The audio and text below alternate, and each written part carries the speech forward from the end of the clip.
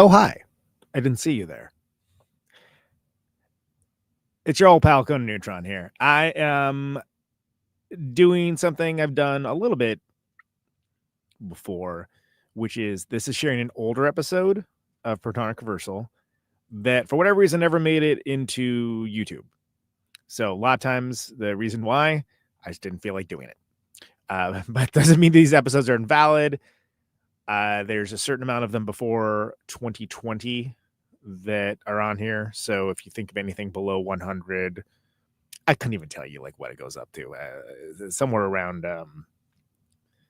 when Matt Kronk was on, like under 150, it's sort of like touch and go, but so to speak. I realized that there's this episode that's never been uploaded to YouTube, episode 106 with Keith Brammer of Die Kreuzen. And I currently hold in my possession, thanks to the fine folks at Farrell House. Let's see if I can put this on the screen. Well, not really, not with the green screen. This is the, there we go. Don't Say Please, the oral history of Die Kreuzen. The Die Kreuzen book. And of course, I've had Dan Kibitsky on as well, the singer of Die Kreuzen. And that was a great episode that is in the YouTube era. So you can find that as well.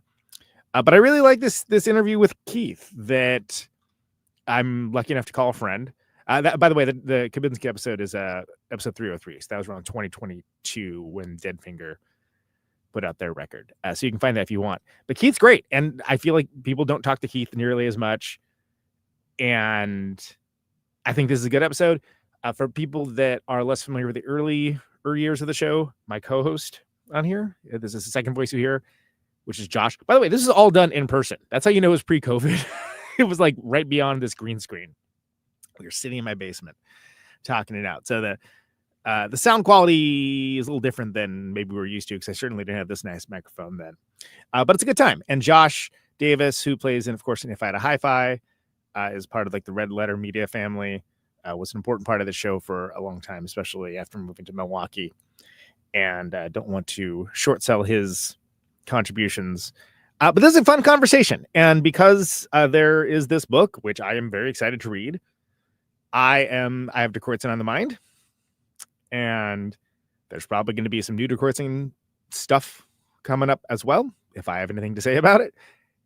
On this show, I mean. And this is just a fun way to talk about a current event for a seminal band, and to just present some material that I personally haven't thought about in a very long time. But this is I remember this being a very good one.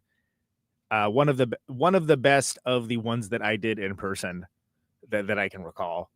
I don't remember a single thing that was discussed in it, but hopefully you guys might like it. And either way, here it goes. So this is episode 106. This is all the way back in December of 2017 of Protonic Reversal. 2017. Good golly. Here we go. All right. Imagine all life as you know it stopping instantaneously and every molecule in your body exploding at the speed of light. Total Protonic Reversal. Protonic Reversal. Protonic Reversal with Conan Neutron and Josh Davis. Broadcasting from a secret underground lair in Milwaukee, Wisconsin. A gigantic middle finger to everything that is rock. About music, rock and roll, and corporate power. The thing is, though, if you don't like, you're going to go on a killing spree with sharp nails. Confidence of a hero or a fool. I wasn't exactly certain which. Could not be more professional. It's so real world. I choose to go my life too. That's okay. It means something. It means something. That's the kind of way. Yeah, that's my take. What's yours? Protonic Reversal. That's like a science thing, right? Indeed. It's a science thing. It's a science place. You're in the one, the only home of the Protonic Reversal. Home of the Protonic Reversal, indeed. We're gonna work on that slogan too. Is that the number 5 on the Protonic value Reversal. meal there? Home of the Protonic. Oh, Yes, boy. I will take the snark with fries, please. Yes. Thank you. Actually, I'll take a double snark. Ooh. I'm feeling saucy today. The snark comes with sauce. So The snark does come with sauce. The sauce is cursed. So well, good to know we haven't missed a step, have we? No, certainly not. Yeah, welcome, one and all. Thank you for being here. We have a great show for you, as always. We have an amazing guest. We have Mr. Keith Brammer of Die Kreuzen. Really excited to talk to him. That's gonna be amazing. And he's just one of my favorite people. He's had a hell of a life, hell of a career, etc. And It's just an interesting, etc. etc. Why did I throw an etc. on there? That doesn't make any sense. I don't know. Keith is an interesting person. He's an interesting person. Yeah, he's fun to talk So to. I imagine this will be good. Yeah, I think so. Yeah. You know. This is the problem. Like, if I had an actual engineer to do all this stuff that people, you can't see what I'm doing here. But it's important. It's the Conan Neutron story. You can't see what I'm doing here, but it's important. Because it's a good one. I really am pretty much constantly tweaking things, doing stuff, and whatever. Like, I'm not saying that this is a smart thing to do, but yeah, but it's what we do. It's what happens. It's what we do, and we're really quite fond of it. Yeah, where the hell was I going with that? I don't remember. So Keith is awesome. Yeah, I mean we know that. What else has been going on? We were off last week because there was that food holiday that never heard of it. America has food times. I got food times. Everybody's looking for some food times. I was bummed. I wanted food times myself, but I got sick. Yeah, I was gonna say I was wondering whether you got any food times at all from afar. Frankly, a little bit, not much, and like a 24-hour bug or something. I was just yeah, that's a drag. I mean, it's always a bummer to be ill in any way, shape, or form or fashion, but to be so in what is, I guess you would call it a communal holiday, right? Yeah. Family discussion, potentially. Yeah, although, just a hangout, a potential hangout. I had planned to be around the house by myself anyway, so it wasn't that big of a change of plans. But it was more like I was gonna make myself nice, gonna make biscuits and gravy for breakfast and have a whole thing, and then I had biscuits and gravy at big biscuits and gravy fan. Yeah, big fan.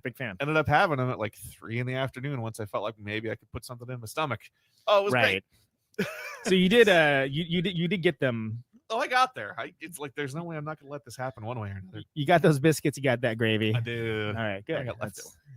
It's that's important. It's important that you got in your time. Yeah, we yes, I did I managed to get my other tradition in, which is cook a nice dinner while listening to Alice's Restaurant by Arlo Guthrie. Oh yeah, that's a yearly ritual. Yes, that's the Thanksgiving thing that I was gonna say yearly holiday. I was like, well, it's involved with the holiday. I don't know if it's been certified by the state yet as its own holiday. But it should be its own holiday. We're working on it, people.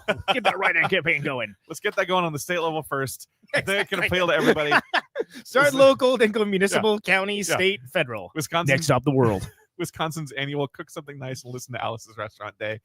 I think it's worth it. I think it's worth it. Some of these fakakta holidays that they cooked up, like that is a much stronger that's a much stronger case than a lot of these have. Yeah, fuck a card, just cook something nice. Listen to Alice's Restaurant. Yeah, exactly.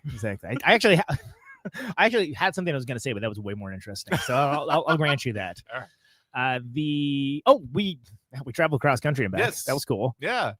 So without getting too much into the details of the why, there was a reason why we needed to drive out. And so I was like, oh, well, why don't we drive out a fun way? We'll drive out the fun way, which basically means 20 times longer and way more driving.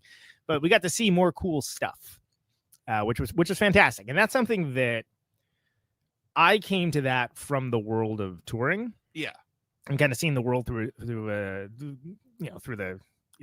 driving wheel, not the driving wheel. What am I? Driving wheel, steering wheel, driving chair, chair of driving.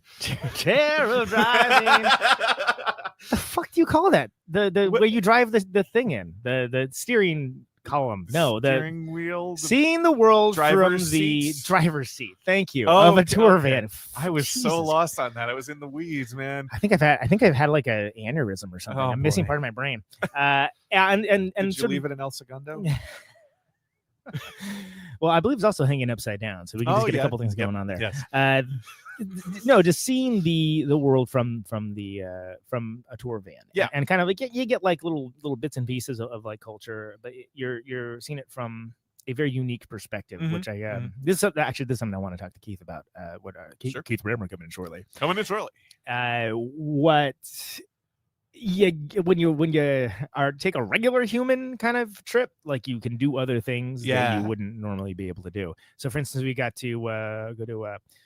I realize I've been mispronouncing this my entire life, but Saguaro National Park outside Tucson, which is I thought it was Saguaro because the G has got one of those things. Oh, yeah. But it's like the cacti, like the with the like looks like a fork or something. Yeah. Like when people think of cactus, of which it's amazing, and there's so much we could talk about here, but since it's a national park travel show, we're not going to. But when people think of like what the desert is like, they think of that, and like there's only kind of like one area that's really like that. It spans through like some parts of Southern California, most of Southern Arizona only, and a little bit of New Mexico, and that's it. Okay. And actually, there's a lot of high desert cactus, which are really interesting and beautiful. But anyway, we've never been there before, and the nice thing about this is it's all just those. And I was worried about, just because this time of year, it's when you're traveling, it gets dark really early. Yes. So if you're doing a lot of drive-in and you're like looking to see stuff, that can kind of not work out so well. Yeah. But we hit it just at the right time. And we got to get this really amazing experience of driving around Saguaro National Park at the, like right at dusk. Oh, and it was so cool because there wasn't Nice. anyone around at all. Yeah. It's so beautiful. It was such a great experience. That's fantastic. And we did other things as well. We stayed at the Amargosa again too, which is just one of my favorite places on earth. Dedicated a whole episode of that. Yeah. But yeah, did basically a lot of fun stuff, kind of like this weird Southern, and people are like, why are you doing that? It's like, well, we're doing that because we're going to make this fun. Sure. Yeah. Because I've driven through the butthole part of Wyoming like 3 times in the past 6 months, and I'm only going to do it 1 time more, not 2 times more this year. Yeah. Put a little spice on that drive. Why not? This episode brought to you by Butthole Wyoming. Come visit America's Butthole. We're going to work on that slogan. No, don't work on that. That's You think that's pretty good? Butthole, Wisconsin, or Butthole, Wyoming. You got it down. Yeah, Butthole, Wisconsin. You got to work on your game. Yeah. Been there, played there. By the way, this is what happens when my drink switches from beer to coffee. Is you get this type of Conan, which I know is the type of Conan that be like, oh god, there he goes. Like, I'm so exhausted. We're 9 minutes into the show, and I'm so exhausted. People are gonna pull like a Mark Maron to skip past all this, except for I'm probably not gonna put the time code because I'm lazy. Just don't ask Keith who his guys are. Just don't. We're not going to go there. So the visitation time in the Bay Area was pretty much exclusive to, well, her family. Yeah. And a little bit of mine. Actually, I mostly helped my dad fix his iPhone. Which he got a new one. Yeah, and yeah. You got a lot of live stream there. A little bit of malware in the computer here. Don't worry, Neutron, everybody. I got a little malware in the computer. And then I sorted him. That was like basically the visit. Yeah. As I sorted out all his computer problems. I'm like, well, see you later. And I was like, God damn it. That's kind of what I thought that was going to be. But yeah, that's what happens when you work in IT, folks. And we just spent a lot of time with Lindsay's family. And that was cool, But like, we didn't really get any. I didn't get any tacos. Didn't really get any hang time with buds because we had a storage locker full of stuff that we just needed to sort out. Oh, I guess why am I being mysterious about it? That's what we had to do. We had a storage locker full of crap. We need to. Hey, everybody, keep it a secret. Yeah. Conan and Lindsay used to live in California, and I still had some stuff there. In case you listened to the first 97 episodes of this show. Yeah. Mystery solved. Yeah. And we cleaned that out, and there were some things in there, including like like saleable merchandise, like the records that actually sell. Oh yeah. You want those? That's not the ones that don't sell. Those ones came with. Don't worry. Yeah, those are the ones that made it. Yeah. I thought that I'm glad you appreciate that. 'Cause I thought that was hilarious, and this was just keep falling on deaf ears. I'm like, this is funny. Like, you don't understand what it means to be an independent musician. Like, if something actually sells, that's a pretty big deal. Yeah, that's a thing. Anyway, that's we cleared that out, and then we drove like the kind of ass way out. And Yeah. whatever. It's fine. Butthole, Wyoming got its fourth visit by us. Well, by me. Hey, oh, butthole. Butthole, Wyoming. This episode brought to you by Butthole, Wyoming. Come and visit America's butthole. And yeah, it was cool. It was long drives, but I like it. Yeah, I did some driving too later in the weekend. I timed it out so I was not traveling on the big travel days. So not the Wednesday, not the Thanksgiving, and not the Sunday, which was perfect. I went. Yeah, that sounds all right. Went on Friday, came back Monday. Went to visit some family in Iowa there, and took a nice little drive. It was nice. There was nobody on the roads. Yeah, and go through Dubuque, all that lovely. Yeah. That's a pretty cool area. It is. Shout out to former guest of the show, Ryan Warner and Bob Bucko Jr. What's up? And Ryan Warner's like, I live in Cuba City. I'm like, nobody cares. Shut. Dude. Literally nobody cares. Love you, Ryan. He'll never listen to this anyway. It's fine. No. He's not a podcast dude. That's okay. That's fine.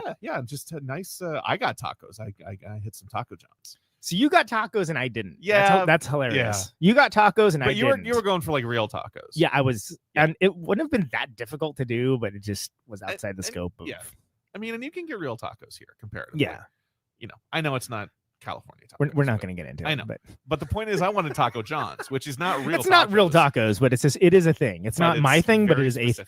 It's not my thing, but it's a thing. The Conan Neutron story.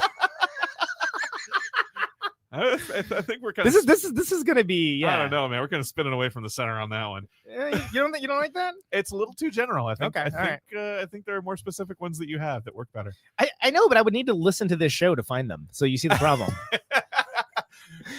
Listen to this show with an ear towards listening to myself, which I find to be the most odious part. Yeah.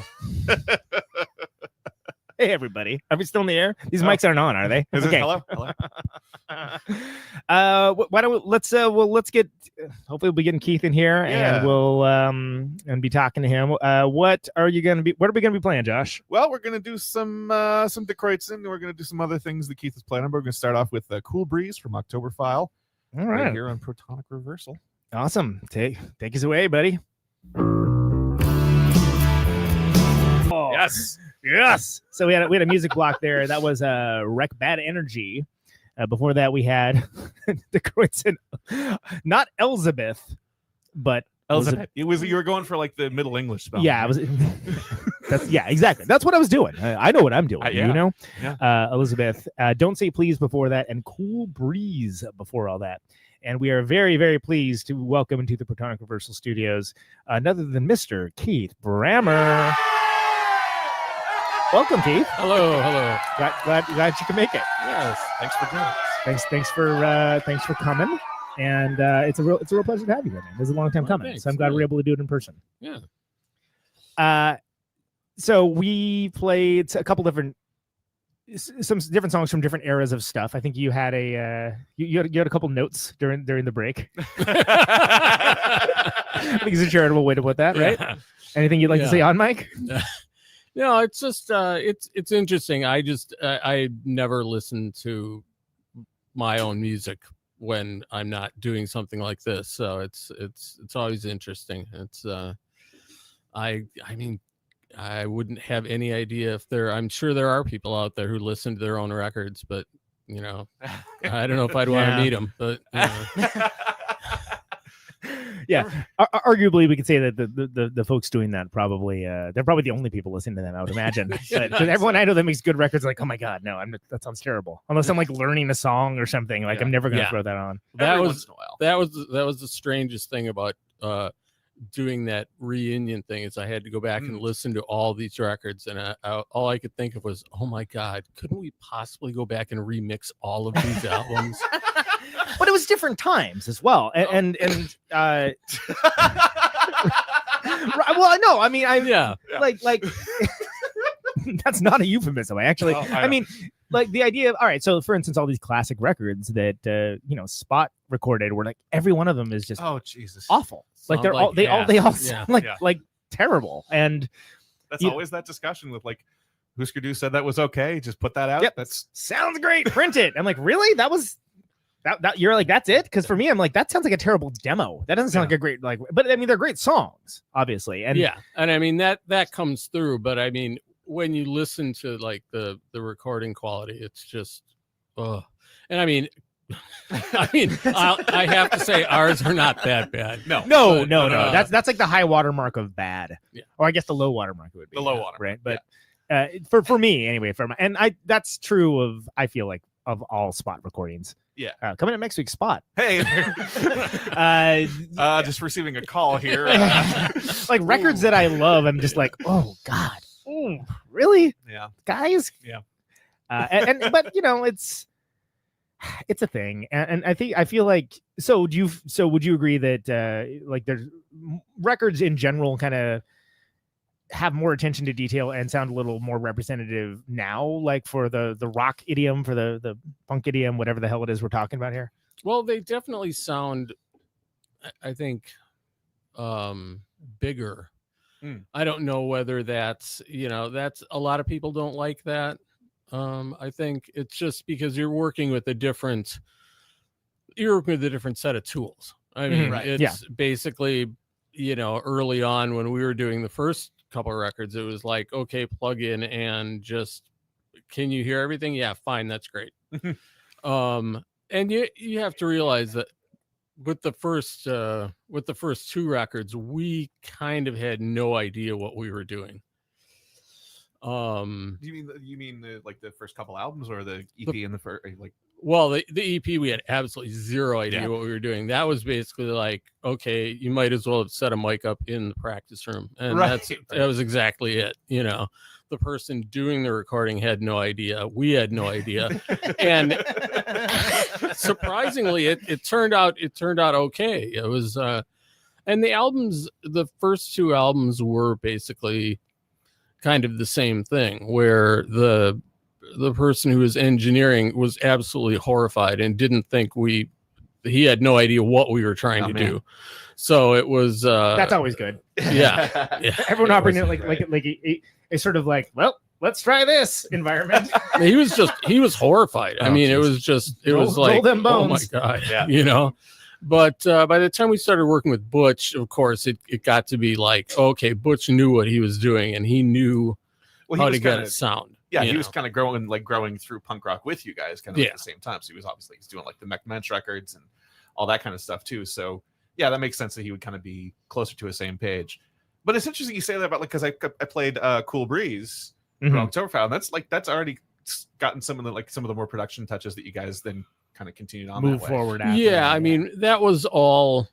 I mean, that was kind of like what I think we knew we wanted to do, something that didn't sound like it was recorded in someone's basement.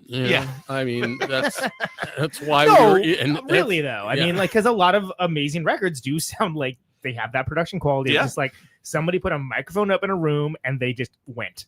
And there's a certain laudability to that. But it also, if you're not in the mood for that, or if you're coming at it from a different time period, you may not be able to get that same level of intensity out of the listening experience. Yeah, and I think what's really kind of peculiar is there are bands nowadays that want that. They're looking for that kind of real crude, in your face thing. It's not like garage rock. Yeah, where it's just super like overdriven and like it's like, really, you want it to sound like that? I mean, you can do anything you want to now, but I never expected really nasty sounding digital reverb on everything to be like something people were looking for. Yeah, to me that's something like, take that off immediately or I will fucking fight you. That's fascinating. But yeah, like and so, like, we talked a little bit about I haven't really talked to you about this, but like it kind of occurred to me that maybe Die Kreuzen was on the tail end of like punk, not meaning a particular sound, but more the attitude, and then just like doing what you want, doing whatever you want, and how that all was still punk. and I don't know if it like solidified or codified after that, but like comparing like the Sex Pistols to the Minutemen, like that's punk and that's punk. Yeah. But it sounds completely different. It was really, that was always our attitude. Yeah. I mean, with the hardcore thing, that rapidly changed from let's do this high energy to, and then you had all sorts of different things, you know, going on. And then it rapidly turned into, okay, if you're hardcore, you have to sound exactly like this. Otherwise, you're not hardcore and you suck. Right. And we were like, guess what? Screw you. Well, yeah, because a lot of the stuff that, especially early on, like it was, you know, that fast, loud, mean, like, and then like it got more like, oh yeah, of course, like it makes sense for these guys to be playing like Sonic Youth and like these more kind of like cerebral arty bands, because there is some cerebral arty stuff going on. Well, that's what, and I mean, to be honest with you, we weren't. And as a cerebellum, I identify with that. We weren't listening to a whole lot of that. I mean, we each listened to like very radically different things for the most part. I mean, there was some overlap, but I mean, my tastes were different than Dan's, or different than Brian's, or different than Eric's, which is, I think, was a very positive thing, rather than, you know, we would run into bands where they all listened to the same thing, and you knew when you listened to them, you could go over to their house and you knew exactly what was going to be in their record collection, you know. I won't even look. I'm going to tell you the first 5 records on the shelf. Exactly. You could play Kreskin and go. Yeah, I was just talking about Kreskin. Yeah. Hey, everybody. But so that was, you know, and it was, I mean, that was always from the beginning. I mean, it started out, that first record was pretty much like, that's what we were doing at that time. And by the time we recorded that, we were already well beyond that. Yeah. Which is very, it seemed, sorry to interrupt, but it seemed very consistent for what you guys did, is that as people were kind of catching up to the thing from before, you were like well on to the next thing, and like already kind of not over it necessarily, but maybe like a little bit moving on to the thing that comes after that. Yeah, we were over it. Yeah. That's a good way to describe it. I mean, fair enough. Your words. You know, by the time that, you know, we were playing the next record, it was kind of like Husker Du was doing the same thing. By the time you'd go to see them, and they were already playing the next record. They weren't playing that record that came out 3 weeks ago. They were playing the next record. Right. And we weren't quite as prolific, but there was a certain amount of that where we'd go out and people would be like, well, why aren't you playing this record that just came out? Yeah, we love this record. We want to hear it. Yeah, we have all these new songs that we want to play. And go listen to it, asshole. We're going to play this stuff. Yeah. Well, I mean, but that's the point of making records, so people can listen to that.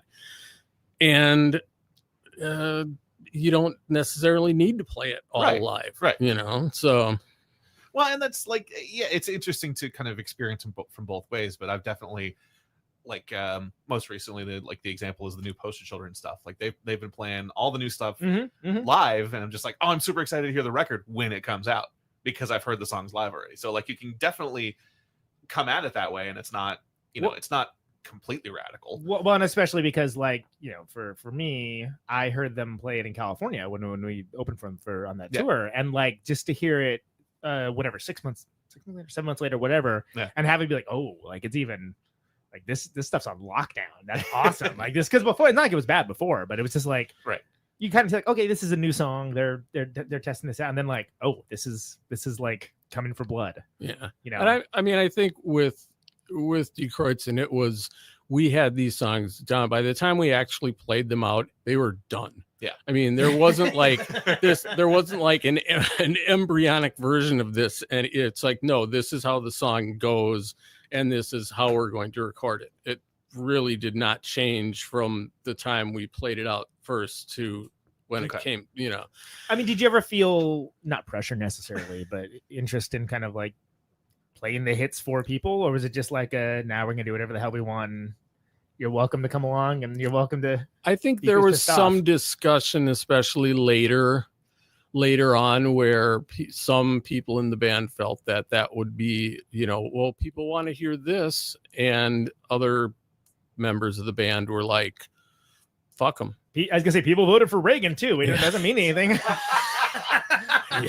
it's it was it, and it's a logical argument to have. Yeah. Because especially as you grow a discography that actually connects with people and means something to people, that I guess it becomes who is the show necessarily for? Is it the artist representing the face forward that they want to, or is it something that's like a fan experience that you're trying to give them that specific experience to, like, oh yeah, hell yeah, that's awesome. And I mean, I really think our whole thing from the beginning, at least is the way I saw it, was that we were doing it for ourselves. And we weren't doing it to be, to like say, oh, okay, well, we're just going to play whatever anybody wants to hear, because then we would have just played that first album until we might not have, we might as well not even have recorded any other records. We could have just played that album and, just that was it, but I always subscribe to the band is not a jukebox theory, where it's just like, don't bother to yell for that because it's probably not on our set list. Yeah. So, and yelling for it is not going to, because we weren't going to play it, but you yelled it 4 times. 4 times the charm, my friend. There are I think there are bands that will do that and bands that won't, and gets pretty easy to figure out which ones are which. Yeah. Especially if you're a fan, like, if it's gonna be like that works or not. Yeah, and I've been in both, and I don't know. There's I think it's that both are laudable, and that both have their their strong points. But I think it's down to what you want to do. It can be interesting when, especially if you're providing someone like you're talking about with something like, just like, here's not only just an album of new stuff, but here's an album of new stuff that's like totally different than the last thing. And like, the idea would be, for me, and as a fan, usually I'm like, okay, I'm bought in enough that I like this artist or this band that I'm just, whatever they're down to throw at me, I'm down to pick up. And that's how I was, especially, and I think that's how everybody was, where it wasn't like we were up for pandering to what people wanted to hear. It was just especially as it got later and later in the career, it was like, well, should we maybe play some of these earlier things? Yeah. And some of us were like, yeah, sure. And some of us were like, no. I'm carefully not naming names. I was going to say, I appreciate your absolute diligence to not naming names as to who had that specific take on things, but I understand. Yeah. So that's interesting. Brings up an interesting thought then, having experienced it from like when you were doing the reunion shows. Was it weird to kind of like go through and pick out like, okay, we're going to do this and this and this, or did it just kind of fall together pretty easily? Did you know like what you wanted to hit? We kind of all came up with lists of, okay, I wouldn't be opposed to doing this, and this. I wouldn't be opposed. Yeah. It would not cause me physical pain. Yeah. In my soul. To play these songs. That's how it was. I was like, well, I guess I could do that one and not feel like I was going to be physically ill. Yeah. Some of them where I just what a ringing endorsement. I love it. But, don't mince words. Tell us how you feel. Yeah. I just don't.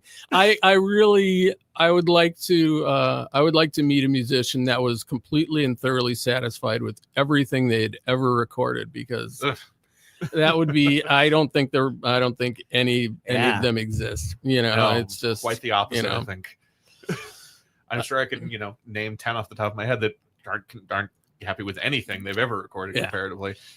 And I mean, it's not so much the recording, it's just the songs where it's like, not real crazy about that. And especially when you had specifically people working, people who had very different tastes in music. And that's what made it what it was. Well, and you mentioned that earlier, and that's something that I think it's kind of fascinating, because I think there's a lot of ability to both ways, but I think some of the most interesting music does kind of happen when you have, different disparate parties coming from different places, almost trying to sabotage someone else's ideas or introduce something totally like that. That's not going to work. But then like how it works is how it fits together, or in some cases doesn't fit together, and kind of it takes on its own energy, its own life, and that's how you get innovation.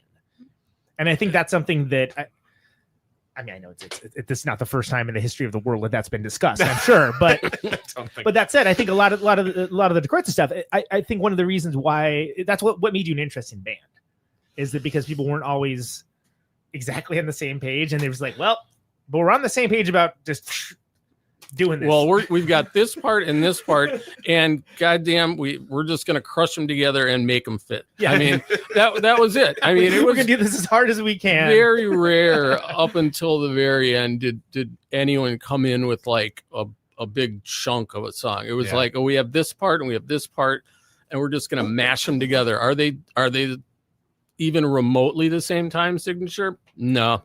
All right, fuck it, we'll make it fit. Doesn't matter. Yeah, exactly. It's just like we'll just have to and that was actually interesting once I played with other people later on, where I'm like, well, so that part's 4/4, that part's 7/8. We can make, just leave out that one beat, just jump right there. And it's like, you can't do that. Why like not? Sure you can. Yeah. Why just not? Here, I'll play it for you. Boop, boop, boop. There you go. Yeah. But that's against the rules, and that was the great thing about coming into it with no preconceived notion of music. Yeah. You So know? Did anybody have any like a musical training or anything beforehand, or any like background? Because that can be interesting too when you have someone that's like a trained, like for instance in Replicator, like Ben was very much like knew all the music theory stuff. I'm a freaking caveman with a club over here, and he's like, oh, that's a syncopated six sleep. I'm like, whatever, dude. Yeah, I was like, all right, fine. And but that was interesting to me because I'm like, I just thought it sounded cool. Yeah, you know. So did anybody come from like a more studied background or anything that?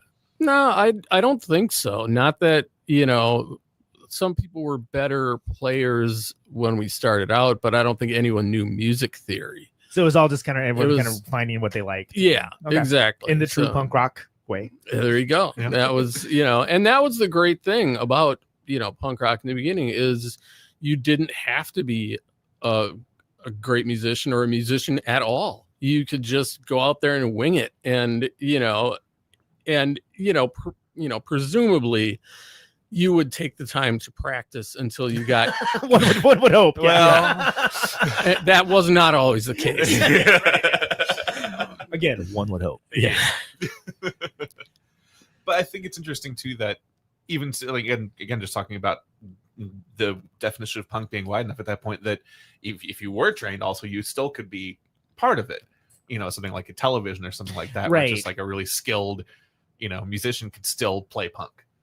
Oh yeah, no, yeah, like I mean Richard definitely. Lloyd, incredibly amazing technical guitar player, and just like crazy awesome with the music theory, also just crazy in general. Well, yeah. But and I have a very hilarious Richard Lloyd story that I'm not going to tell, but he's never going to be on the show, and there's a very good reason for that. And there's a good story behind that, but that's not what this is. But like also him mixing with Tom Verlaine, who is coming from a much more, not caveman, but like much more just utilitarian sort of place. And then that making like this incredible guitar interplay with these incredible songs. That was almost a wild outlier at the time because obviously the Ramones were just, God bless them.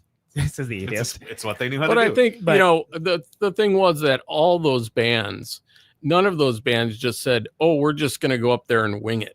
It was very, very rehearsed. Right. They were all like dead serious about what they were doing. Right. It wasn't like, oh, we're just gonna like go up there and make it up as we go. Yeah. No, I mean, television and the Ramones were both like they practiced for like months and years before they went out and actually presented that to people. Diligence, and it kind of seemed like a lot of the bands that were, if not similar ilk from sound, because there weren't a ton of bands that sounded that much like you guys, but it seemed like most of your kindred spirits sort of came out of that way, that they like attacked their thing with just full force and engagement, whatever that thing was, even if it wasn't the same thing that you guys were doing. And that was almost like, was that like a bonding thing that when you would find these bands that were other weirdos and freaks doing their own weirdo and freak music? Was that something where you feel you had a commonality of experience? Yeah, I mean, it wasn't. That'd be considered a leading question in the courtroom, by the way. I'm trying to, to recall, who that would be. I mean, like, the Huskers or DOA or the Minutemen, people like that obviously knew what they wanted to do and they had it down. They were not screwing around, laughing hyenas. Just they were like tight as a drum, like all those bands. And that was what, and unfortunately that was only a small percentage of the bands that were out there at the time. There were a huge wide swath of just nonsense and garbage. And I think we played with every one of those bands.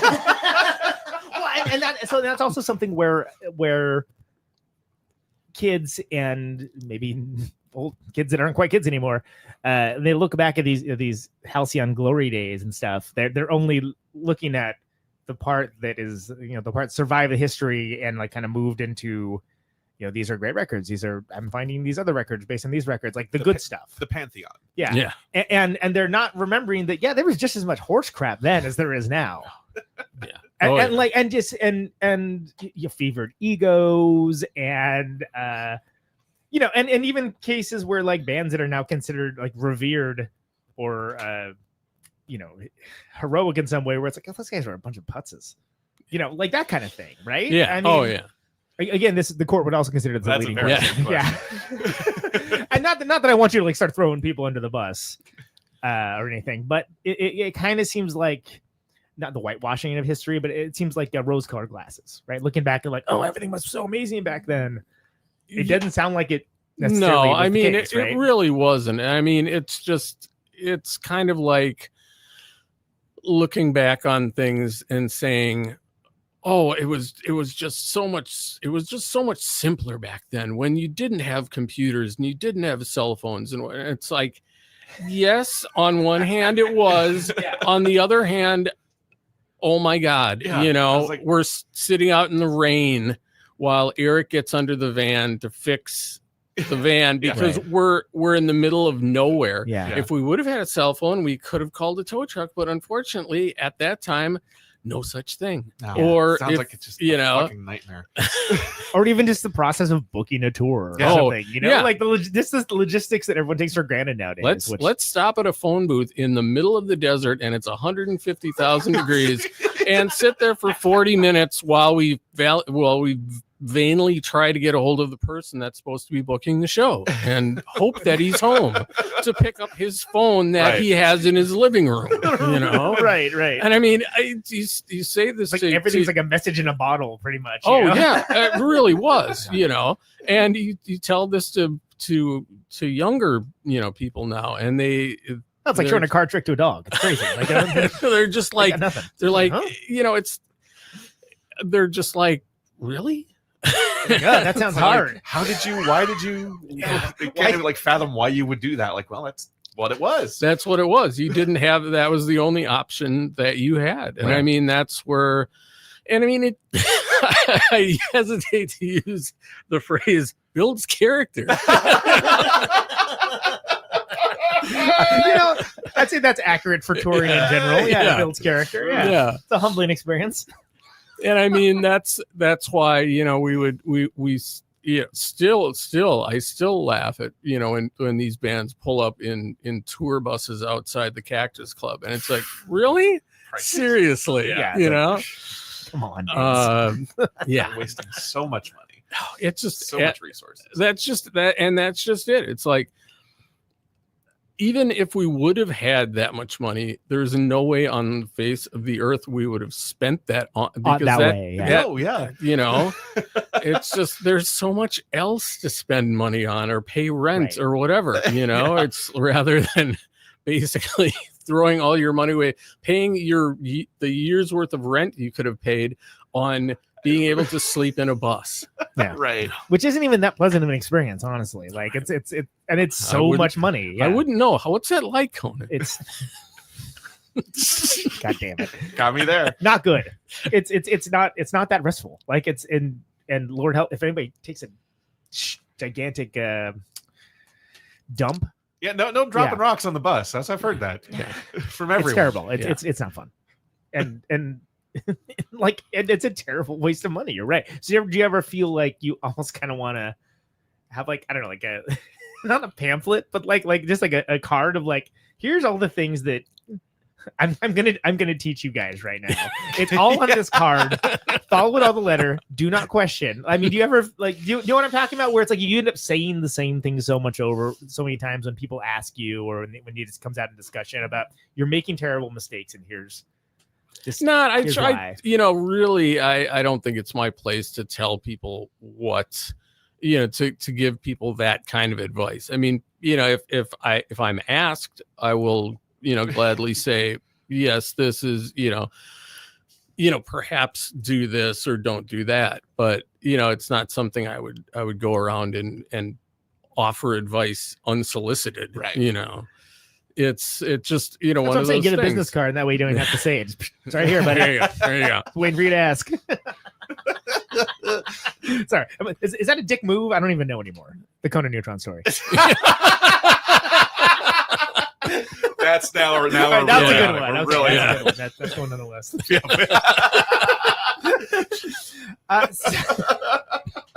So, oh, sorry. That was I totally hijacked that. Oh, so no, you said something really interesting a little bit earlier too about, well, and just the idea of like when people engaging on with certain songs and things along those lines, and you know, kind of having some degree of expectations with it. When you talk about expectations, what are some? I personally know you have some amazing stories about you guys just being in like situations that did not work out exactly the way they were supposed to, and some just downright, not hostile necessarily, but just like, all right, you're in the asshole spot right now for whatever reason. And I think that's really interesting, because I think that's something that, again, people, when they whitewash history, they don't think about bands that are like well-known bands kind of eating shit, you know, a little bit in certain ways, or like, or turning around, I guess is the better way to put it. And I mean, can you think of any I am totally not following this. So just in a situation where, you know, when you talk about bands and you talk about, you know, being a band where you're presenting your thing together, just being in like not an adversarial situation necessarily, but a situation where you guys were playing and maybe it was the wrong bill, or just something crazy like worked out where the show wasn't the way you thought it was going to be, that like you can get like that sort of like hostility that like you can feed on and like kind of turn into, well, like the Birthday Party was a good example of a band that like did this really well, right? And there were plenty of instances, especially once we moved into the say the Century Days era of, you know, playing 7-8 minute songs and people just hating this. Yeah, I mean, did you have people like I mean, I've seriously seen shows where people were so angry they were just flipping off the band and just throwing stuff, throwing whatever they could. You know, there was one time, this was late in the, you know, this had to be like 89, 90 something. We played at the where was it? Some big place in LA, and we were playing with like the Toy Dolls and the Adolescents and Fear. Wow. And wow, in 89. Well, it was like the second generation. Yeah, leaving and the Bros. Yeah. Okay. But although I have to say that I have never met a more gracious, polite person than Leaving. He is just the nicest man on earth. He's just goes, every time we run into him, just goes out of his way to be nice, you know, which you would really kind of never expect, but it's just it just goes to show that it's just MO, all what he does on stage. It's an act, like Rick Sims. You would totally be like, oh, I bet Rick Sims is a total prick. No, he's like the nicest man in the world. He's very kind.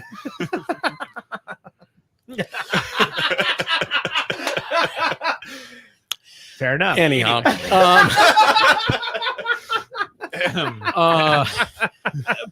these people driving a truck through that pause, by the way. These people just hated us. I mean, literally, they were like, it was the whole play faster thing, which we got all the time anyway, taken to the nth,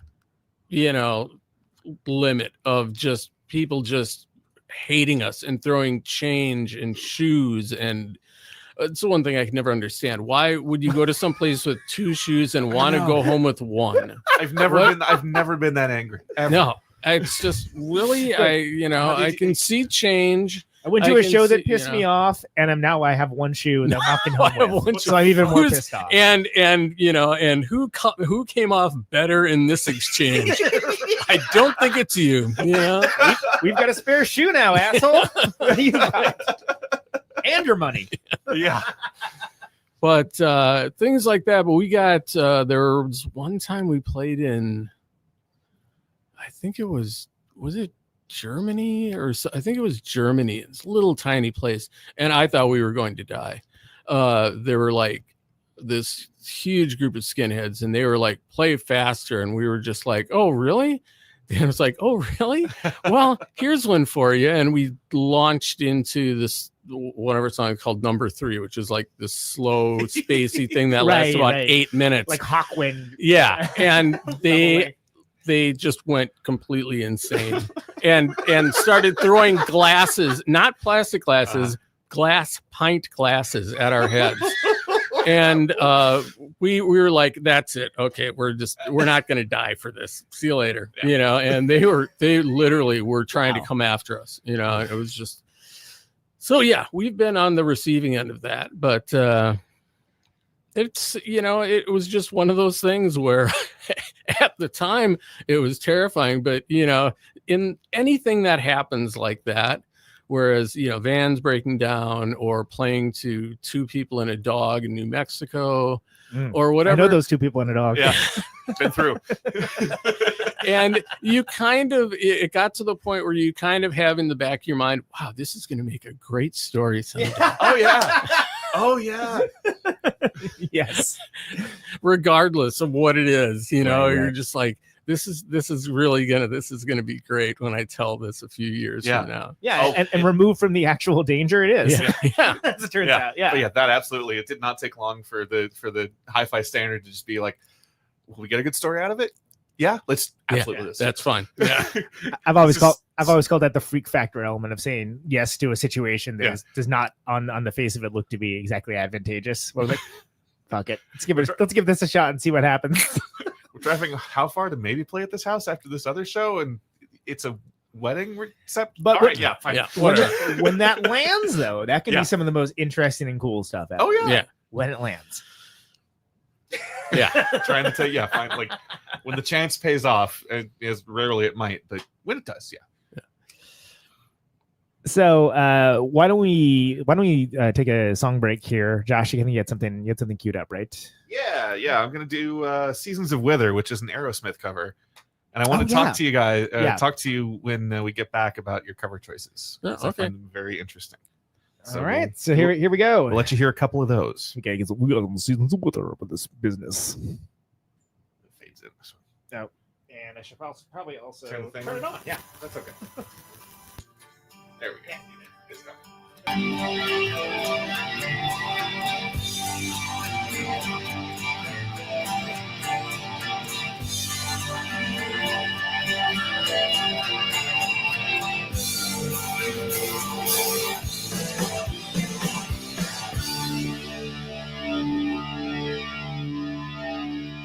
So that was Die Kreuzen, Seasons of Wither, and that's a good one to bust loose. And people are yelling at you to play faster. Yeah, no, that was fun. I was amazed at how many people were just completely taken aback that we would do an Aerosmith song, but we all grew up loving Aerosmith. Yeah, I mean, that was our high school. That was what we listened to in high school. Was and what had happened was my wife Janet had given me this is how long ago this was, a cassette of Get Your Wings. And Right. I heard Seasons of Wither, and I was like, It's a good wow, song. Yeah. we could really play the hell out of that song. And I brought it in, and everybody's like, yeah, let's try it. And it just was like, great. All right. And it took us a while before we actually put it on that record, but we were like, okay, this will be great. Yeah, let's do it. And the people that got it, you know, and the people that didn't were like, what the that's not punk rock. And it's almost in the same way that like when the Replacements did Black Diamond, which is before like Kiss came back, where people were like, that's an interesting song. Yeah. And they're like, why would you pick that? And it's like, oh no, because at one point, Kiss had some good tunes and they weren't just a constant and consistent embarrassment. In the same way, it wasn't always like Love in an Elevator or whatever, like with fucking Aerosmith. Well, yeah. Or Big Black doing He's a Whore, right? Right about when the Cheap Trick was at the, at the bottom. Actually, Cheap Trick never. I'll stick up for Cheap Trick pretty much. Their entire, they had a couple of those records weren't so hot, but they were never like, and they sounded completely like uncool. No, that's true. You're right. But I just mean like at the bottom of their trough. Yeah, and now that still fairly high. And now that Rick Nielsen's biting my personal style from 2009 to this summer. He's keeping it old guy cool. That blew me away. We talked about that, didn't we? Yeah. Okay. Yeah, that's phenomenal. Did you hear about that? He's like fucking live at Red Rocks Cheap Trick. Come out for the encore. We're like watching this. It was on the television. We're like, I told the story like 3 times. This is the kind of thing I get emails about, by the way. You told that story. Fuck you. It's my show. And it's happening again. Too bad. Fucking tell it again, asshole. So they come out for this encore. It's like live at Red Rocks Cheap Trick set. Like this year actually, not even last year. And they come out. Rick Nielsen's got literally like one of my, not one of my actual shirts, but the exact design, like the one like made for me by Rockmount, which I was like, and like Lindsay's like, oh my god, look, and I look over, I'm like, holy shit, that's amazing, and of course fucking killing it, but yeah, like he was like the one with the atoms, like the Western shirt with the atom. I'm like, that's crazy, like which I definitely was like, well, I'm glad I'm switching it up because clearly, like, well, that's Rick's now saying something because he can afford John Barbato's suit, so right. Well, yeah, which none of us could if we saved up for a year, all three of us together. So, and to be fair, he was killing it. He looked fantastic at it, and it was brought up. It was brought up to me that this is a terribly self-involved story. I'm sorry that somebody in the Cheap Trick camp is aware of some stuff that maybe not potentially wasn't an accident, and that's kind of amazing and not something I ever expected. But Cheap Trick's amazing is the important takeaway. There you go. And Rick Nielsen looking good, and someone's like, Conan Neutron in 20 years. I'm like, I'm totally okay with that.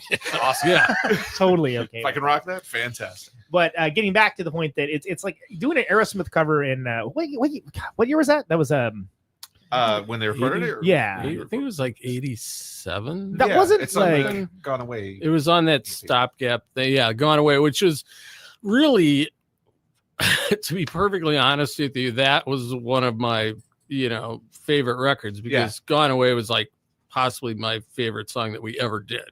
Mm-hmm. It's one of the most like realized songs where it was like, okay, this is what I want to sound like. Okay. Myself personally. Yeah.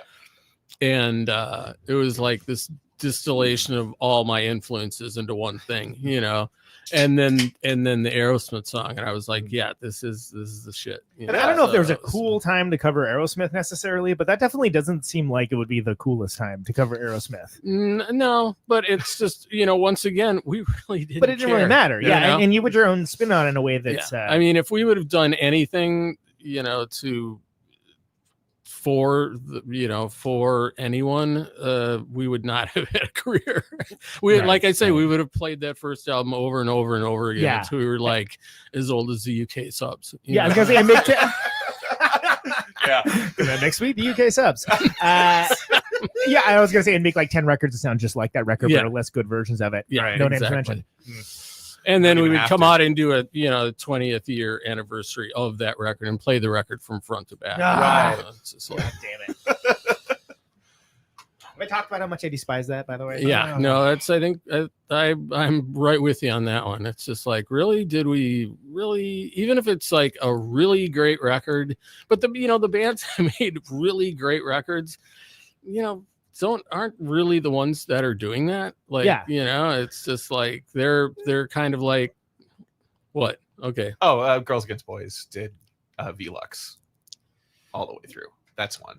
Just off. I was going to say on the other side of it, Sonic Youth to Daydream Nation, which is like probably my third favorite Sonic Youth record. But then I forgot, like, kind of peters out at the end. Like, I'm like, these aren't good songs. Like, did they do that beginning to end? Yeah. Really? Yeah. Ooh. I could not hang for that. It was mostly pretty cool, but it's definitely like there were two songs I'm like, this just doesn't fucking work as a live song. And then like there's songs at the end where I'm like, that whole like trilogy of them, like, okay, one part of these two things is good and the rest of it's garbage, and this is how you're ending it.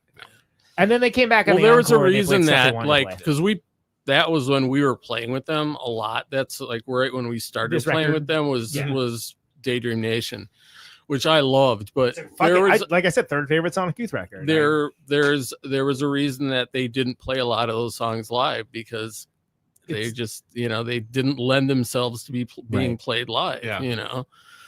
I mean, that was the thing with us, where everything we did, we played live before we recorded it. There was never anything that we recorded without playing it live. Interesting. So there was never something we were just like, this is just going to be for the record. This is just like, we're going to. We played it. I got this live. vibraphone. Yeah. we might have put stuff on the record that we couldn't do live, but that's part of being in the studio. That's production choices. Right? Yeah. But it's just like every single song that we ever recorded, we played live for a long time before we recorded it. Yeah. I mean, it wasn't like, oh yeah, we'll do this one once and whatever. It was like, which is, but back in the day, you had to have this down. And I mean, this is another thing that I think is lost nowadays, because you can do Pro Tools stuff and you can go back and edit things and let's cut on the waveform and whatever. It's like, no, you had to know these songs, otherwise you were going to be in the studio for as long as annoying the living hell out of Butch Vig while he slices up your tape, Smashing Pumpkins or whatever, and taking 9 months to do a record. We didn't have the time or money or patience to do that. So it was like, okay, we're banging this out. Let's get in there. I got to go back to work next week. Exactly. No. Yeah, we got to get this. Got to get this situated. And even if someone does have the skill to edit on Twitch tape, they don't want to. No. I mean, it was incredibly. It's terrible. It was incredibly difficult. And just the whole. I always joke about that, having like 5 people around the mixing desk all pushing faders up and down at the same time, and having to get it exactly right. Otherwise, you were going to have to do it again and again and again. Notice how I said ugh when you said that, because that's how I feel about it. I've done it. God damn it. It's so much fun. It's so much better being a benevolent dictatorship, let me tell you. Like, I don't care about your feelings. This is what it is. You're going to be quieter. I guess that could be the Conan Neutron story too. That's not very marketable, Conan. No. It's kind of funny though. And a little bit accurate. Just a little bit. So when it comes to basically every with a record you're making, the intention was, we've played these songs, we want to continue playing these songs live. There was never any situation where like, hey, we're gonna make this magnum opus unplayable like Baroque instrument thing. Like that was always the intention, is that there's a live show that's going to be this, or this is the live show and we're now documenting it. Like, I mean, basically that was basically it. It was like, okay, these have been played live this way. We're going to go into the studio and record them this way. Right. And there might be, extra guitar tracks, or there might be horns, right? Or Some embellishments, something. But it's nothing that's going to take away from the song as it stands. Right. That because we're going to go out after the record comes out and play it the same exact way. So would you say that's something where the vision was articulated from the live experience, like just like knocking the songs out in a live fashion, figuring that out, or was there more kind of, okay, this one should be more like this, pace this way, etc. And then like you wrote the songs to fit those ideas. I think it was more like it all stemmed from sitting down in the practice space and creating the songs and cramming them together. And we had a giant dry erase board. And we would put we would have the parts, and there would be like some songs would have like 12 parts, where it would just be like, and we would get to the point where sometimes we'd be like, wait a minute, there's like 9 parts to this song and none of them repeat. We have to have something resembling a chorus in here somewhere. So we would what's have up, King Crimson? Yeah. Yeah, exactly. Yeah. It's one of those things where, but that was part and parcel of, how the songs were. And by the time we got them down in the practice room and played them live, that was it. They were done. I mean, there was no like going back, and I don't recall ever going back and fiddling around with the structure of a song. Right. Maybe, maybe a little bit with the speed of it, but not too much. I mean, it was basically done when we decided to play it, take it on stage. It was done, and that's why there aren't like, millions of, like outtakes and extra songs and whatever lying around. It's just, that's what we had. What we would ska version. Yeah. I mean, it's funny if you listen to demos. We did some demos with Steve Albini. We did some demos with and they sound virtually exactly the same as the recorded versions, because that sound, tonally they might be a little different, the way the actual recording sounds, but in terms of how the structure of the song is, they're identical, because that was the song. Right. It was just, I remember you telling me that, but I forgot to ask this.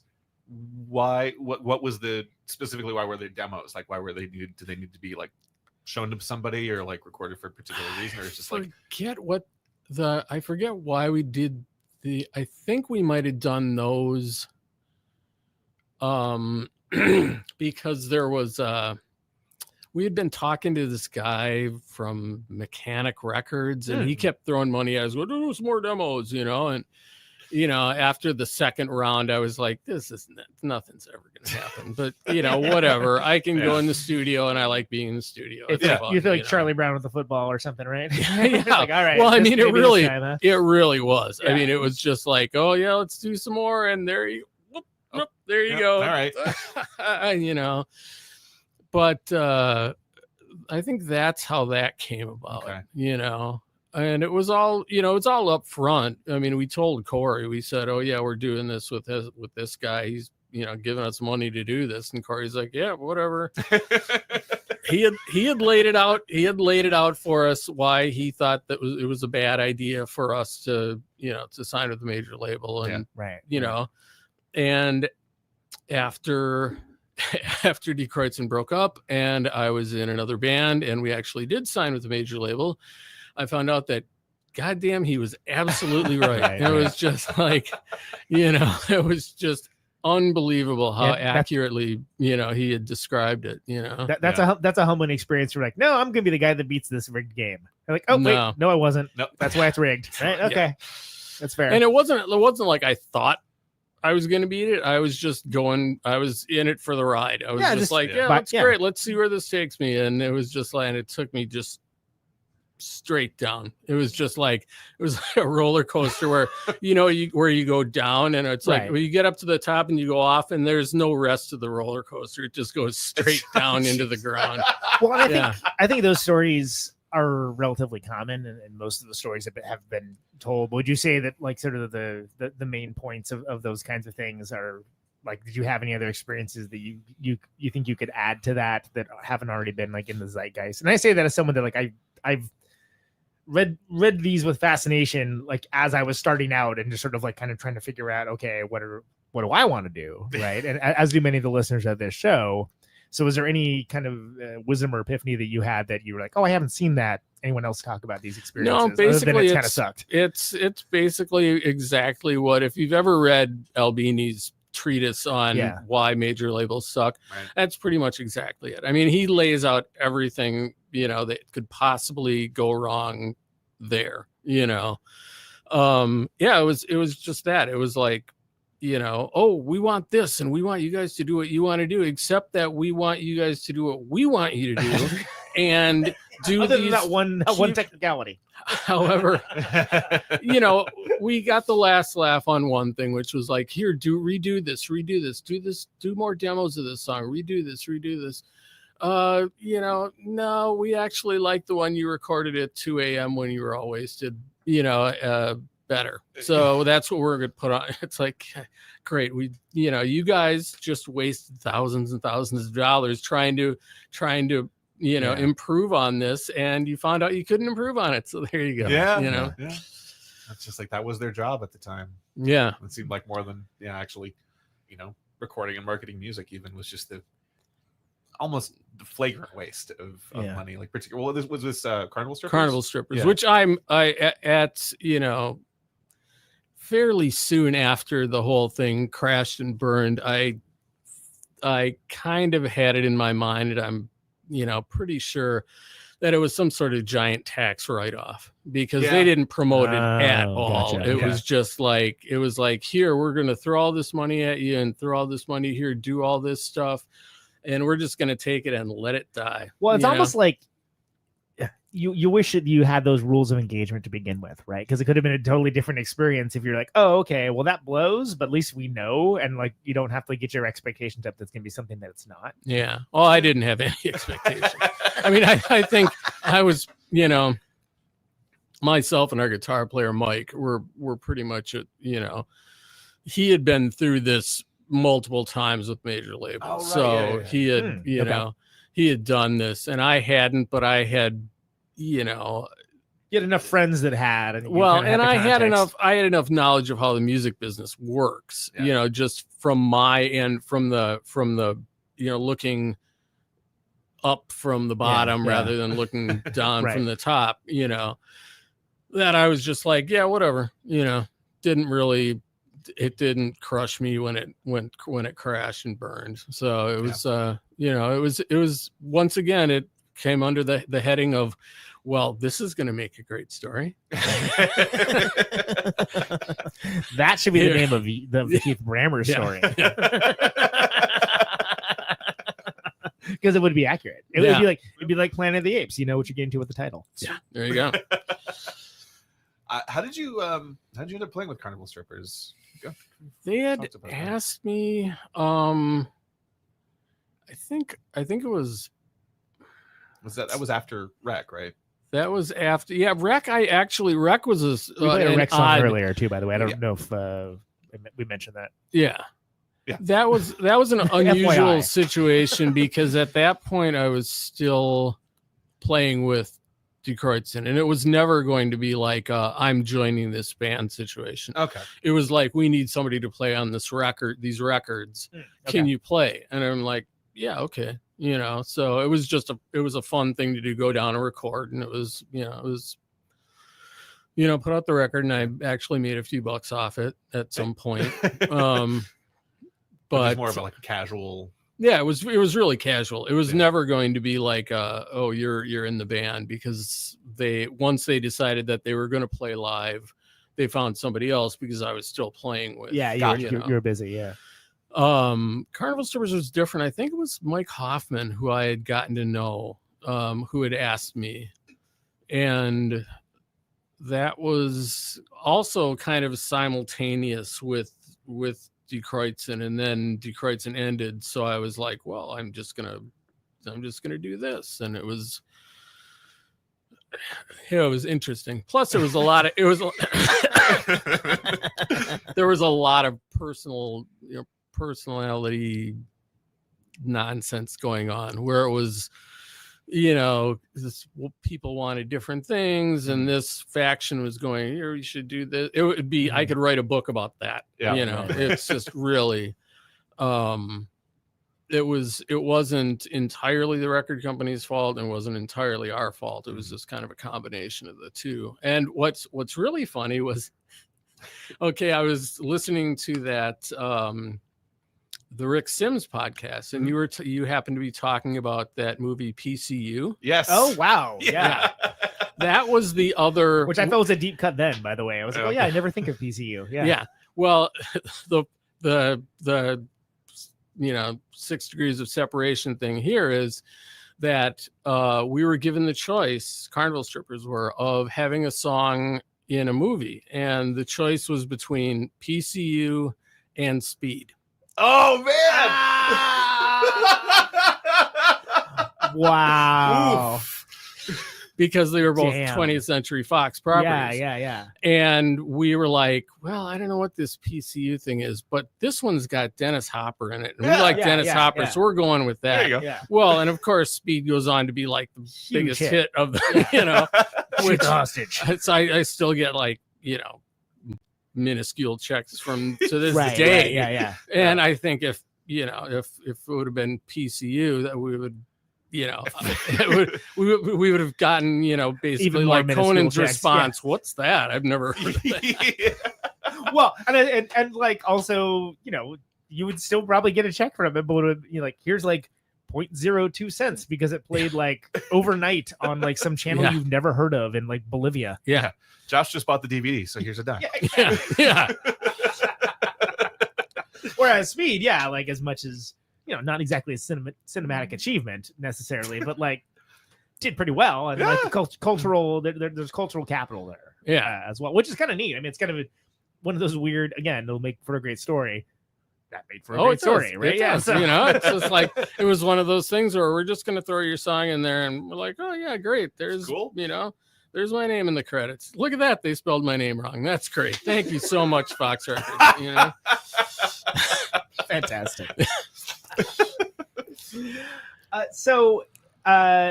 And then we talked about earlier, about cover choices. The Aerosmith song we discussed, but as a band that kind of had a very clear and distinct vision for what you guys want to do, even if that vision would evolve and change, were like playing other people's music. Was it the situation like with Aerosmith song, like, hey, that sounds cool, let's try that? Is that something where we never really did that much of it? We had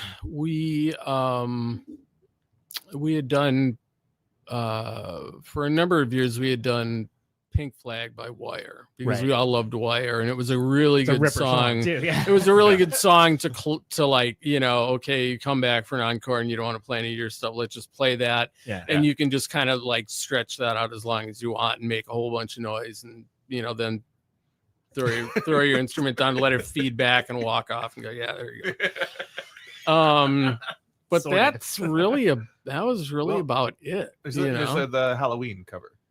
Yeah, we never really played that live. Okay. I think we might have played that live like once, but that was more like a studio thing. Yeah, so. That's really interesting though, because it does, like, I think that's the one that even more than the other two, like that one, it really does sound like Die Kreuzen, which is it sounds like it's in your voice, which is cool for such a iconic.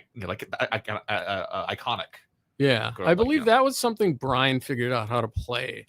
And we were like, oh, we should do that. Yeah. That makes sense. We're just like, check it out. Like, he's like, listen to this. Like, oh yeah, we should do that. Definitely. Oh man, that's awesome. And but that's about it. We did that single where we did the Wire song, and then we did the Germ song because we needed another song to go on the other side of it. When that was like our big, I mean, when we started, that was the big touchstone, was the Germs record. Okay. That was that's it. I mean, that was like, understandably so. It's out of all those, like, people go, oh, well, you guys are a hardcore, but you listen. It's like, no, the quote unquote hardcore I liked was like, I liked those two DOA records, Hardcore 81 and Something Better Change, and which were actually more like rock records. They weren't really hardcore. Yeah. The first Circle Jerks record, Which the is Germs amazing. record, That's the and first punk rock record I ever heard. That was the first Circle Jerks record, That's a good place. To which I start. was like, Yeah. what is this? yeah, we were. I can Holy remember. moly. I can remember us saying, "God, that's so fast. How do they?" you Yeah, know? that was the first thing. I was like, how is it? That was one song. Yeah. Oh my god! They're like, it's been three And then, more of in the course, past minute. By the time our first record came out, it was like, so much faster than that. because Right, it was right. just- Like, that's we were not- just that's pushing not- the limit. It was just like. Fuck you guys. Check this out. And the first couple of Black Flag singles, Yeah. like like well before they ever that by the time that album came out, they were just done for me. I was just like, Yeah. by the time Rollins came around, I was like, nah. Oh yeah, all that first 4 year stuff is like that's the business. That's the right good there. stuff. Yeah. Yeah. Although I gotta say, I am a fan of certain sections of My War are pretty freaking awesome. Like it's just one of those things where do I throw it on for pleasure? Nah, not really. Yeah. Yeah, I never really. That was about it. For Like when me they got for, when they you know. got slow and fucked up, that's kind of where I was like, oh, that's cool. Yeah, It's an I interesting never idea liked for that. them, but yeah. I think it has more hype than the Yeah. Although I'll stick the with content. let's stick with a controversial, not even a controversial opinion, but there's the 83 demos with Chuck Biscuits on drums. He would have been the guy. He would have been Yeah. like, Well, Chuck Biscuits is a great drummer. yeah. All roads lead back to DOA. Sand. Yeah, I mean, he's played with some. I mean, he played with Danzig for I a mean, long ass time. Right. It, for those I'm like, those classic, seriously, Yeah. ugh. for the classic, and then for the listeners at home, I'm doing air quotes right Yeah. now. The classic era Yeah. of Come up already. Danzig. The elegance of early Danzig. Right Oh there. yeah, that's right. Another theme recently on the show. with the Nick Scrobus episode from Multicult. Yeah, it's right there. It's literally on the whiteboard of rock. Yeah, he's the only one that like they had that like 83 recording that like never got was demos or whatever, but he's the only one that played My War any different. And he approached That's it true. completely differently. Yeah. He's doing these weird like rolls in the chorus where everybody's trying to play along with Greg. He's like, nope, I got this. I got the compliment instead. And it's just like that would have been my thing. But I mean, which is not to say that the first singles are amazing. Like difference. It's a different. It was. It's I mean, practically at, different and band. at the time, it was so exciting because it was like, wow, this is really, this is because at the time I was listening to, Echo and the Bunnymen and Joy Division and Birthday Party and whatever, and it didn't make them any less exciting, but it was just like, wow, this is something really new. Yeah. Like listening to, like I've been listening to a lot of this weird Scandinavian metal, like this real proggy metal stuff, because it's like, okay, I never listened to this. This is great. What the hell, And it's just like, whatever. Like when I started, 20 years ago when I started listening to jazz because I'd never really listened to jazz. I'm like, oh my god, there's so much stuff out here. What, It's just like. And now it's just part of my lexicon of stuff that I like. Yeah, there's a whole kind of era of music in the early 2000s I pretty much missed, where I just wasn't paying attention. Yeah. And I was like, oh, it wasn't all total garbage. I just wasn't paying attention. That's how I was that's how I was for most of the 90s, where I was just like, I was burnt out on music and I liked stuff, but the stuff I liked was kind of. There was a lot of stuff being pushed that was pretty lame too. Yeah, it was really really easy to tune out. Yeah, it was just, and there was a lot of bands that come up now from people that I respect going, oh, you've never heard this? And I'm like, no, I just thought they were just another one of those garbagey indie rock bands, And it's like we talked about the Afghan Wigs earlier during one of the breaks, and I kind of came to them, 2006, 2007, something along those lines. Wow. I was obviously I was aware of them. I didn't love anything rock, but I just kind of was like, like I get it, cool. And then like I just didn't really think that much about them. And then I went back, I was like, God, these records are pretty good. But then looking at it for me, I was sort of like, yeah, their best records are these ones that are kind of pretty late in their career and like no one really talks about. Everyone talks about like Gentleman being a great record. It is, but it's a great record. But it was like I kind of like the two after it, like just as well, if not maybe a little better as records. And it was interesting, like kind of rediscovering that after basically completely ignoring it. Yeah, when it was happening. Yeah, and that's what I love about music is that it's all still there. Yeah, it's still there and for you when always you're ready something for else it. to. Yeah, exactly. So, and that comes down to a follow-up I had for when you guys did the reunion stuff. There's a whole fucking new generation of people that never got to even see you play. Mm-hmm. And you did the thing that I always appreciate, where the bands you picked to play with you were all bands that you just liked. Just not that they sounded like you. You're like, we fucking think these guys are awesome. Yeah, and getting We Are Hex in front of a big. Oh crowd. yeah, no, I mean that was the whole point. I mean, we're like, we had so many people going, oh, well, can we play with you guys? Can we play with you guys? And it's like, I think I hear my mom calling. Got it. Phone's ringing. I got to. I got to go. And we could, we had, some, like, I don't think, Eric wasn't, over here, so he didn't know any of these bands, and Brian wasn't involved, and Jay didn't really care. So it was, typical Jay. So it was Dan and I, and we were like, that's who we, I was like, well, how about We Are Hex? And Dan's like, yeah, that's great. So bam, there you go. Yeah, yeah. I mean, it was great, and they're a fantastic band. That that's a big thing for them to get in front of like eyes that, well, and ears that are potentially receptive to something a little more different, which they are. I mean, because they definitely come from.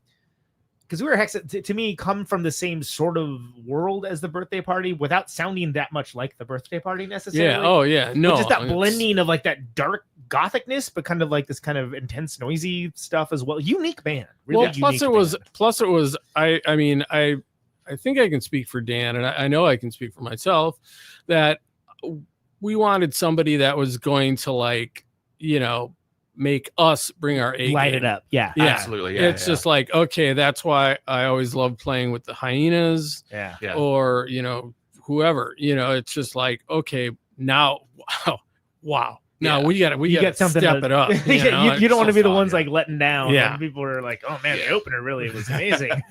So that was a big part of the We Are Hex thing, is we just, we were just like, and if you saw any of those shows, you saw Dan and I out front just going, yeah. Because the Hex were an incredible live band. Remarkable band. Records were really good, but just as a live band, they were a live band. Yeah. Unstoppable. Yeah. Well, and so again, like as I mentioned, there's like a whole almost generation of folks that never got to see you play. Yeah. That then got to see you, and then also the old timers got to come out and. I was not, pit, I was not really. as into it as I think everyone else was, the whole reunion thing. I just, it was when we did the thing for the benefit for the Liver Foundation or whatever, that was something I was behind. Do you just consider like a closed book? And I was just like, well, that's fine. That's all we need to do. We did it once, and people want to come see it, they can come see it. And it was a great show and whatever. And then, it was like, we should do some more shows. And I was just like, especially, Brian wasn't doing it and he wasn't into it. And I just, I wasn't, to be quite frank, I just wasn't that into it. I was just like, well, we did it back in the day. And part of it, was like, the main argument that finally brought me around was, there are all these people that never got to see you that are too young or whatever, they who would really get a kick out of it. And I'm like, okay, all right. And as it turned out, it was it was not horrible by any means, but it wasn't like, it wasn't something that I was I was all super gung-ho about, Right. Rekindle any fires or no. And it was just like, put together we should terrible keep doing reunion this. record. We should keep doing, yeah, exactly. Like that Refuse record. Not to name names, but I named them. It's awful. It's garbage. Sorry. So I just, but it is garbage, to be fair. Yeah. The Conan Neutron story.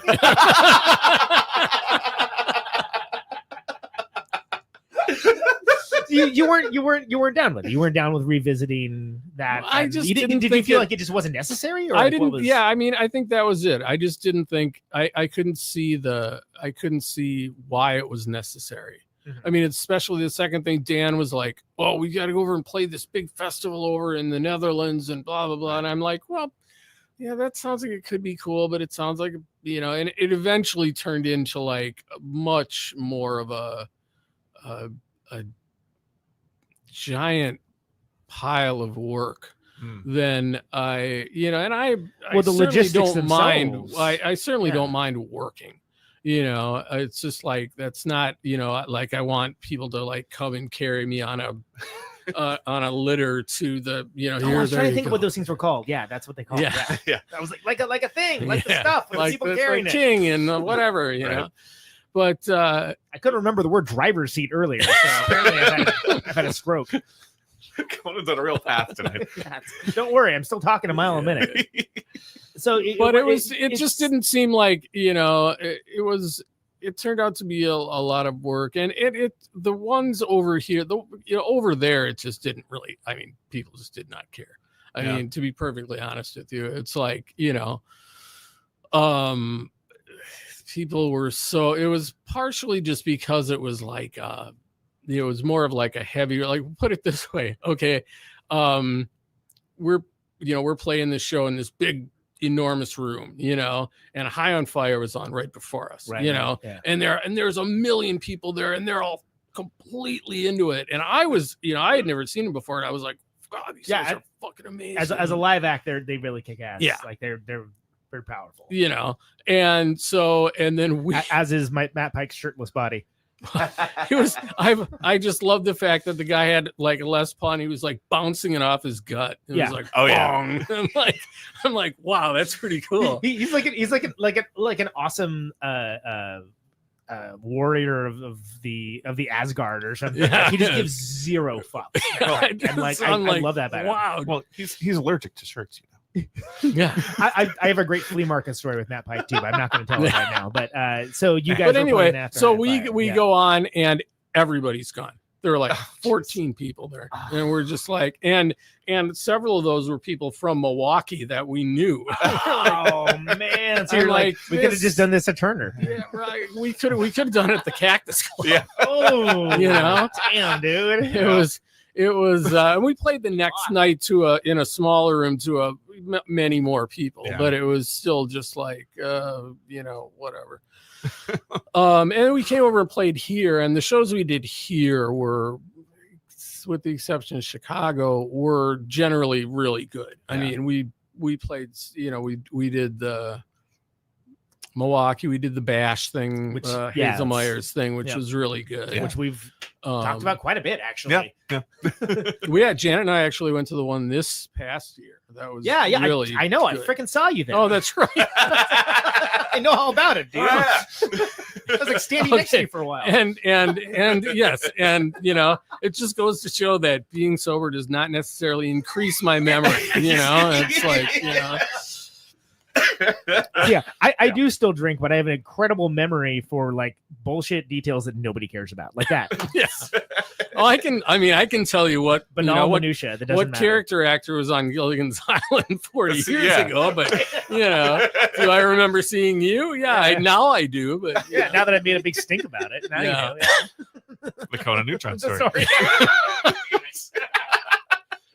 There's gonna be a book just out of itself for these. Continue this bit. Yeah. But it was, you know, so those were and that's fun. and the But Bash it is, as we discussed on the show before, the Bash is kind of an interesting. Well, it's a non-PRF interesting thing that kind of brings a lot of people together that kind of have a commonality of sort of esoteric rock and roll interest. That is just like a very friendly, like awesome environment that you know, people are stoked to be there and they're there to, you know, just right on. We're gonna see some rad bands, and it's such a cool thing, and it made so much sense for you guys to play it. And I didn't know about it, but once we did do it, I was like, well, this is exactly what I would like to be doing, is playing with these bands. Because it was like, you know, Mudhoney and the Melvins and only who bands else with M played that year. it was really good. I mean, was it who else played? No? Selberg's band, Selberg from Oh, the Cows, Cows? had his new band. Which, Whatever. What? Yeah, whatever they're Honky's called. Ladder or whatever it's called. Yeah, No, something, that's whatever. That's an Afghan Wig Um, song. yeah. All roads lead back to Afghan Wig. Anyway, whatever. Heroin Sheets. Heroin Sheets. Oh, there you go. Yeah. God Bullies? That year? No, who else played? Nobody cares. Somebody, It's fine. but yeah, whatever. Yeah. But I mean, this year was great because I'd never seen that Whores band before, and they're Yeah. fantastic. And I'm Yeah. just like, fuck, these guys are really good. Friend of the show, Yeah. former guest of the show, and actually something I've mentioned. I don't know if I mentioned on air. I forget had them on 3 times, I guess now. But one thing I like about them is they're like ostensibly a quote unquote noise rock band, but they kind of swing.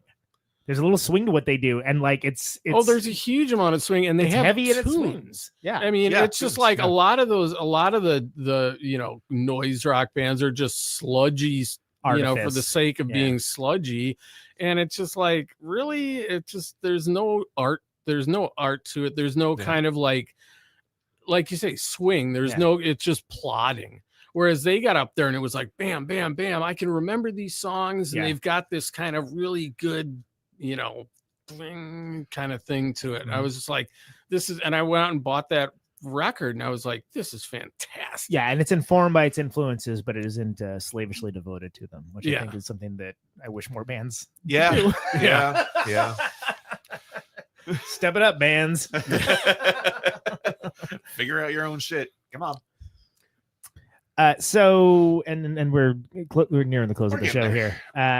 So I guess when it comes down to it, like when you look at the aggregate total of like this incredible body of work and this incredible, like you're a player in this incredibly important time that's sort of again been looked at now maybe in a little different way than it was then. Like, do you think people like largely get it right when they're talking about it, or is it something where you feel like these experiences are like more ordinary or a little bit of both?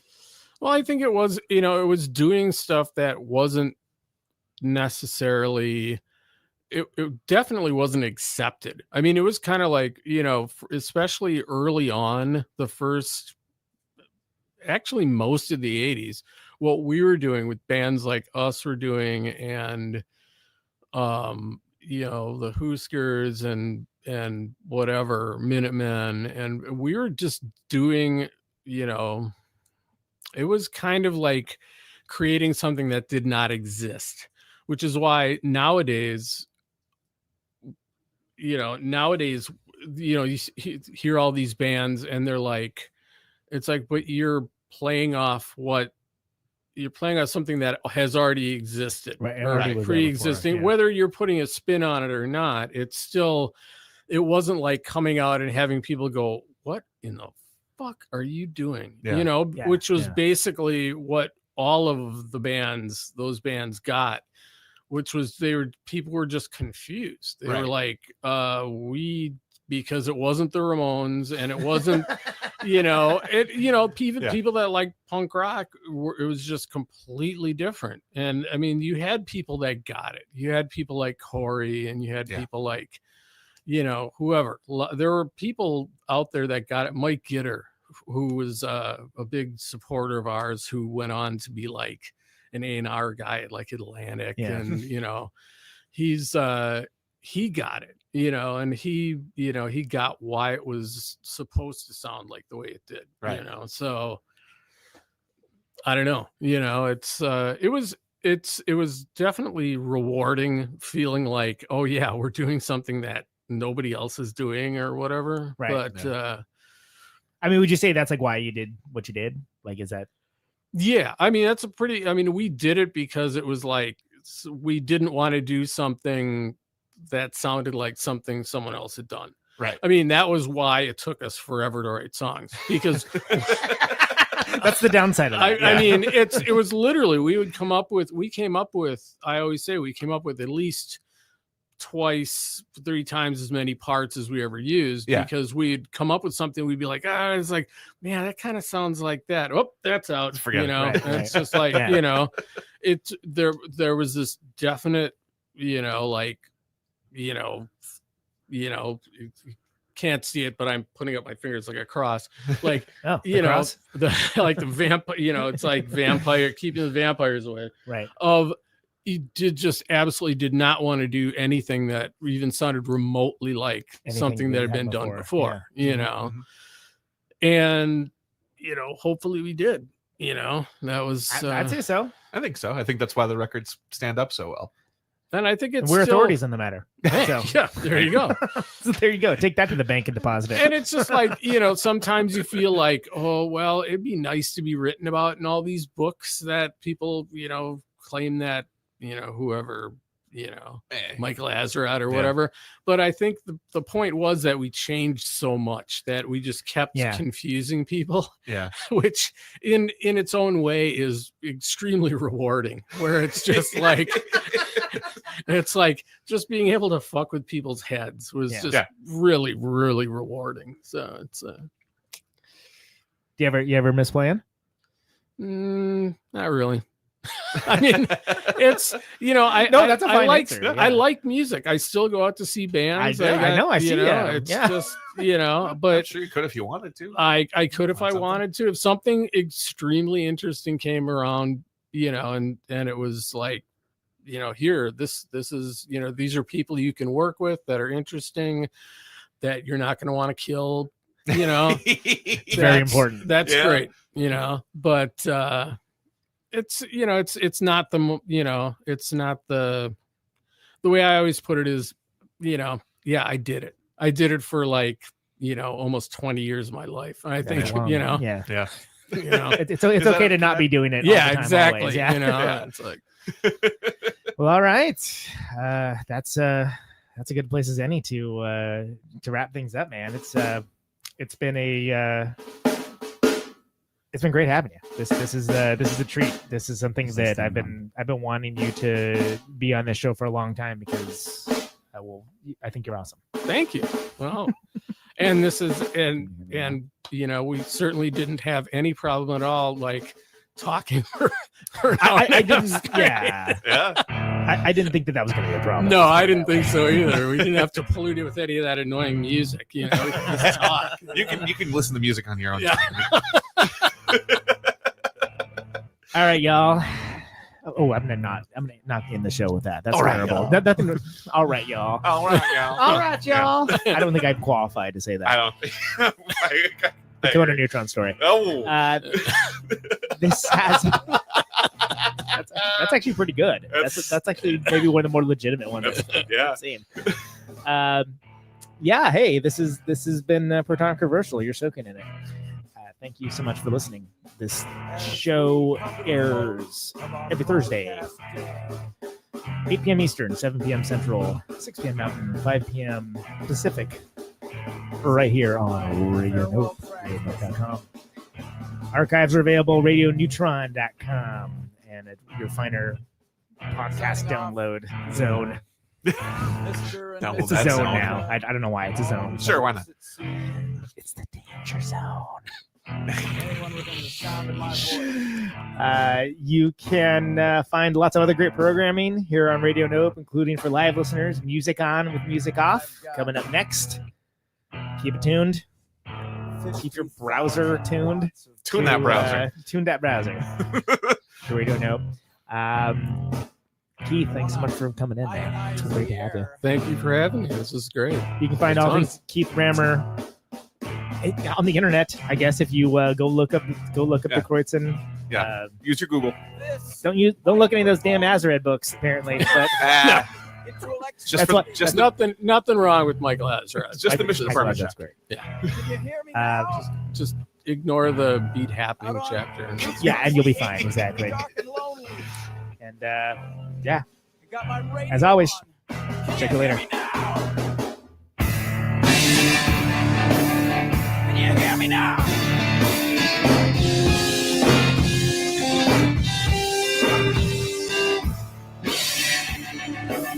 Can you hear me now?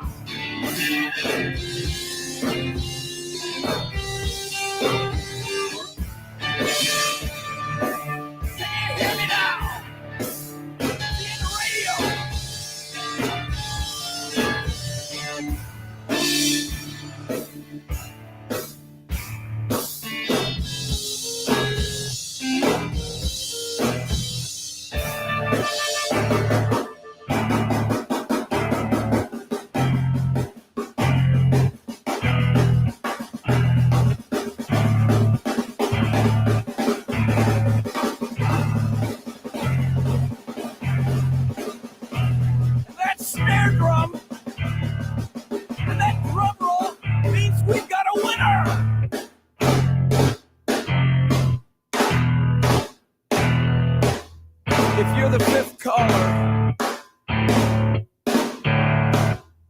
Or any caller at all.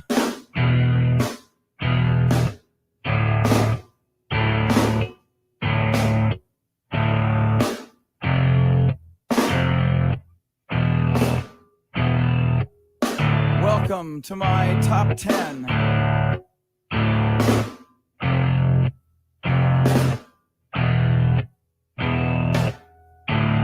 I'd like to thank our sponsor.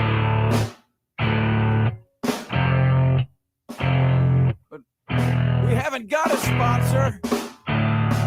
Not if you were the last man on earth. She was prepared to prove it. This one goes out to a special girl.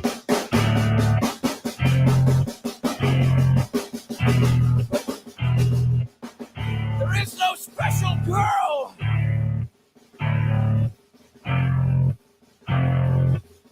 It's the end of radio. The last announcer plays the last record. The last what? Leaves the transmitter. Circles the globe in search of a listener.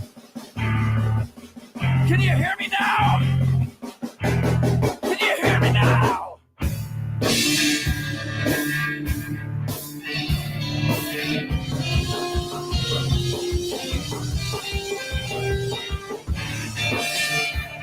Can you hear me now?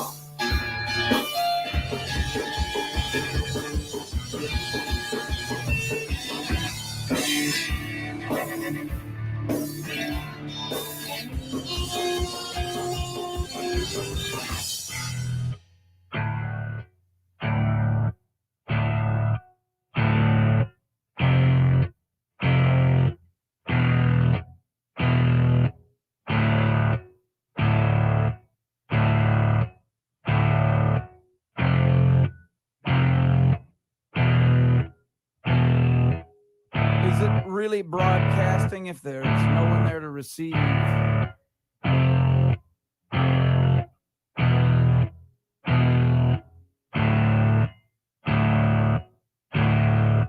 It's the end of radio. As we come to the close of our broadcast day,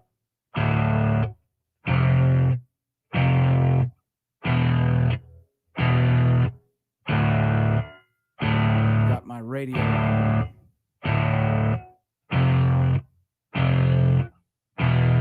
Can you hear me now? Can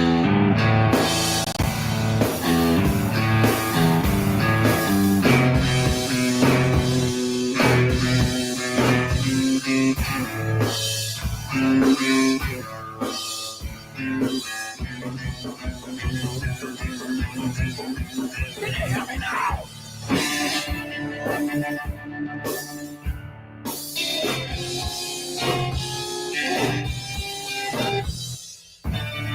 you hear me now?